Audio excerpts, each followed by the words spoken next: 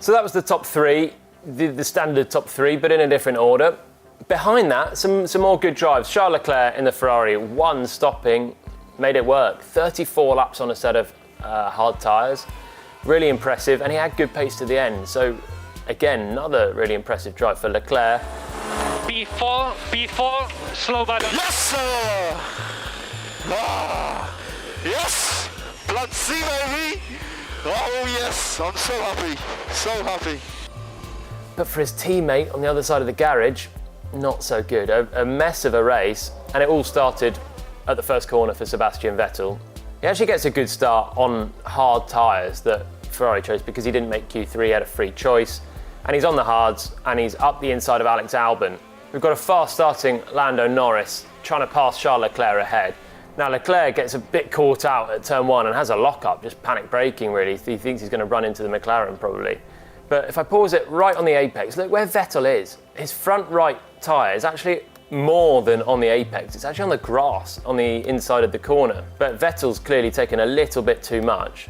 And then he gets right up to the red sausage curbs as well. Here, he tries to get back on the power and then ultimately loses it. Big slide. He's on the hard tyres, maybe struggling slightly more for warm-up. But it's quite a big elementary error really, this one for Vettel in the end. He's just got on the throttle with a load of steering lock having come off the grass slightly. And he's so close to wiping out Carlos Sainz as well. And then the others coming through the first corner when he rejoins. If we look on the outboard from above, we can see also the line of other people through the corner. So look, Verstappen in third and Hamilton just ahead as well, right on that apex as well, right on the cusp of the dirt. But Vettel, when I pause it there, he is just that little bit more on the inside, kicking up the dirt, and potentially that unsettled it. It actually looked like the car stabilised when he then got on the throttle. But with Seb coming off the dirt, slightly bigger hit of the curb, probably did unsettle the car more. Then he's gone on throttle, and then he's lost it and spun to the back. But having said all that, not a great mistake from Vettel at the start. But he was on a good recovery drive actually, and the Ferrari was also quite kind on its tyres at Silverstone, and Vettel's charging now to try and get some points back in this race. And he's doing an okay job of it. He's not far behind Esteban Ocon.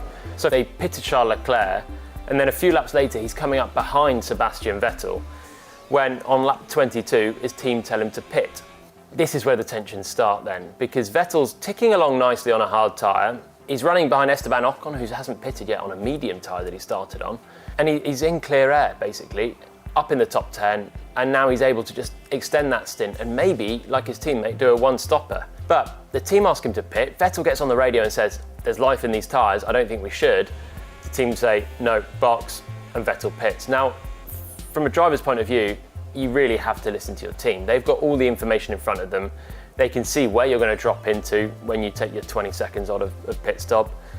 They know who you're racing. They can work out your strategy better than the driver can when he's driving around at 200 mile an hour with no information apart from what you can see ahead and a little bit behind.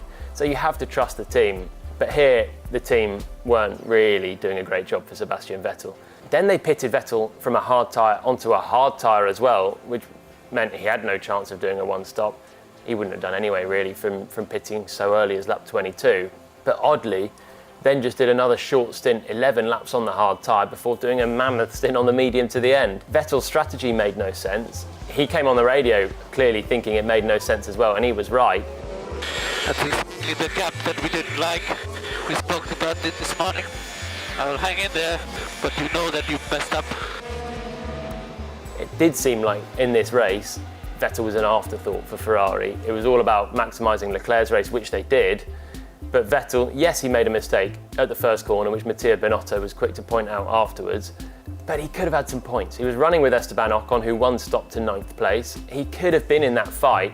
Instead, pitting when he probably didn't need to so early. He could have gone on to lap 30, lap 32 on the hard tyres, done a one stop, picked up some reasonable points still and salvaged a race. So tension's really mounting between Vettel's side of the garage, Sebastian Vettel really, Mattia Binotto, the team boss. Vettel's leaving the team at the end of the year, and it's starting to get needly towards toxic, really. We've had last week where Leclerc was on the podium, outqualified Vettel by nearly a second, and Sebastian was saying, I think there might be something wrong with the car. Again, after the race, he didn't say they didn't think there was anything wrong with the car, and you could sort of sense from that maybe he still thinks there is. And I'm sure Ferrari will help him to try and do the most they can. It's still in their interest that he scores points, because at the moment it's just Leclerc carrying that team. They're third in the constructors because Leclerc's got 2 podiums in a 4th place in what is actually a very average car. I'm sure Ferrari want Vettel to be better, but in this race they didn't help him out too much.